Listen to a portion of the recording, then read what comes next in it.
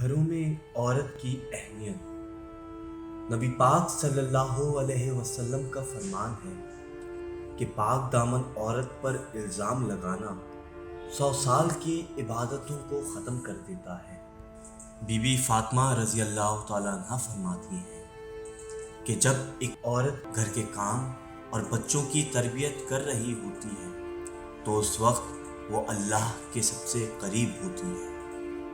عورت کو بس پیار والی زبان سمجھ آتی ہے۔ پیار، محبت، عزت اور تربیت سے بول کر تو دیکھو، وہ اپنا سب کچھ قربان کر دے گی۔ برداشت کرنا عورت کی فطرت ہے۔ اگر عورت برداشت نہ کرے تو بہت کم گھر آباد ہوں۔ نبی پاک صلی اللہ علیہ وسلم کے نزدیک عورت پر ہاتھ اٹھانا اور گالی دینا ناپسندیدہ عمل ہے۔ عورت کا خمیر تو اسی مٹی سے بنا ہے کہ وہ باہر کی فضا میں جتنی اونچی اڑان بھر لے، اس کی روح کو سکون گھر کی چار دیواری میں ہی ملتا ہے۔ جو لوگ کہتے ہیں عورت کا کوئی گھر نہیں ہوتا، صریحاً غلط کہتے ہیں۔ در حقیقت عورت کے بغیر کوئی گھر نہیں ہوتا۔